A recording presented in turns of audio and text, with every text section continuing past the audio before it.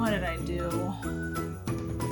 Sometimes the holiday temptations are just too much, and sometimes you just want to enjoy some delicious holiday food with your friends and family. So if you fell off keto over the holidays, I have 6 tips to help get you back into your low-carb journey in no time. First, don't beat yourself up about it. As with any way of eating, this is a lifestyle. So realize that you might not be 100% perfect all the time, and you don't have to be. I mean, granted, it's easier if you consistently stay keto or eat low carb because you're not going into this yo-yo cycle of falling off and getting back on, and it's harder to reach your goals that way. But realistically, the majority of people have a hard time doing that, staying consistent.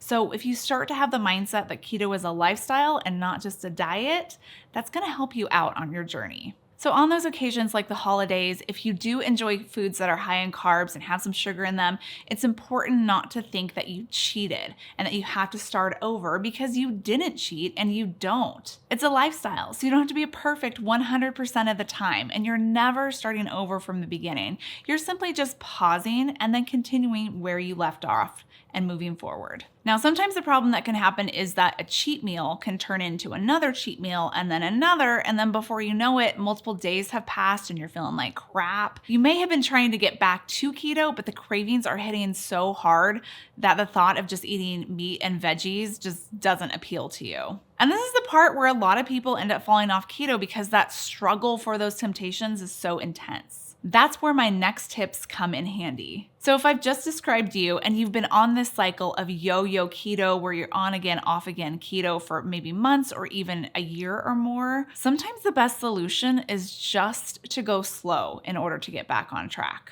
At this point, your body is no longer fat adapted because it's used to having sugar for fuel. But when you're suddenly constricting the glucose and giving fat for fuel, it has to switch gears and start to ramp up the production of enzymes in order to metabolize that fat. During that period, which lasts for around 2 to 4 weeks depending on the person, you can get some intense sugar cravings.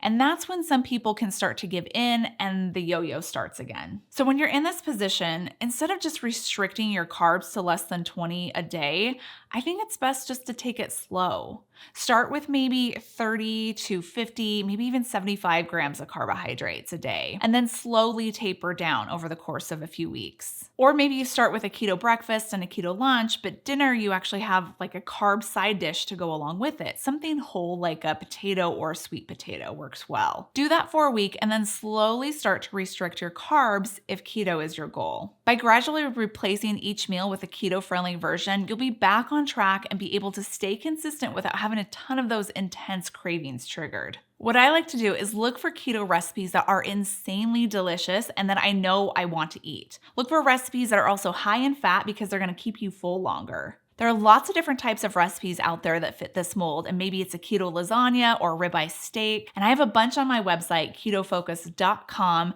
and on this channel too, that definitely accomplish this. And I'll even share my recipe that does the trick for this every time later on this video. But before you can do any of this, it's best to get rid of the junk. Whether you're actually throwing away some of those foods that are high carb temptations, or you're donating them to friends, family, neighbors, or even a food pantry, you really need to get rid of them. If they're constantly staring you in the face when you open up the fridge in the pantry and you're hungry, now you're gonna have to decide whether you're choosing your health or your old ways, and it's best not to have to make that decision in the first place. Fill your cupboards and your fridge with healthy low-carb options like string cheese, hard-boiled eggs. I like these chicken bites from Costco, jerky, there's keto cookies, low-carb chips, or pork rinds. Although I don't always recommend snacking, sometimes these foods can be a good replacement for when those cravings hit. Before you start, have a plan.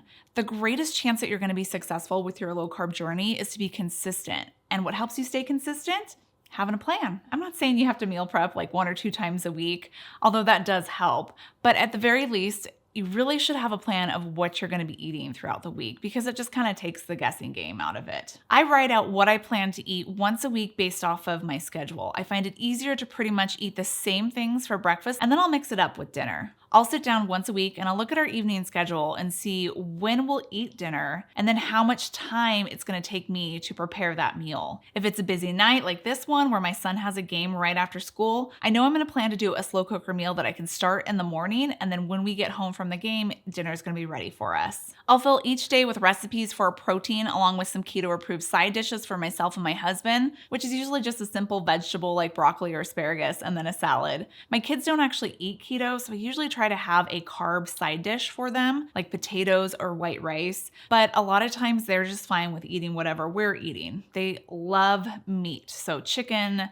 beef, not always fish, but just chicken and beef. And they like salad too, so it's real simple for us to do. And they're perfectly satisfied being fed that all the time. And if I have time to cook a 20-30 minute meal, but not a lot of time to prep, I actually cook up one of our Green Chef keto meals that are delivered to my door. Thanks to Green Chef for sponsoring this video.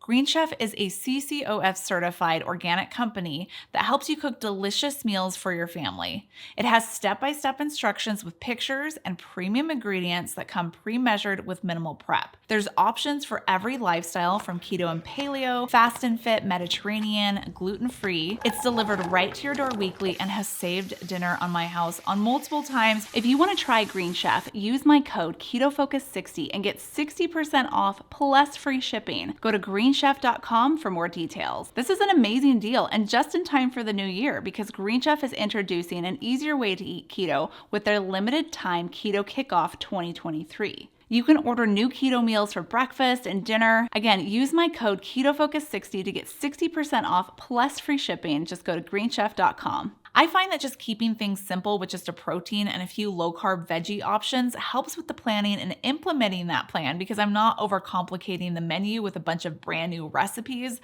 that I have to make every night of the week. And even though I live in the Pacific Northwest where it's snowy, I still use my grill year-round, and it's a great way just to throw on some chicken thighs there and you have yourself a protein that you can use across many meals. And then I can serve it with some zucchini noodles or a salad, and then just to add some additional flavor or to keep things interesting, you can make up a quick keto sauce to go with these proteins. And I already did a full video on some simple keto sauce recipes that you can make to help transform your meals. I'll have it listed down below in the description box, or after you're done watching this video, just rewind it to this part and you can click right here. Keeping keto easy, taking the guessing game out of what to eat, and along with having some amazing keto recipes up your sleeve that you can turn to when you need to get back on track, these are the best ways to stay successful with your journey. And if you want to know exactly what I eat when I fall off track and what works for me, click right here so you can see what I did.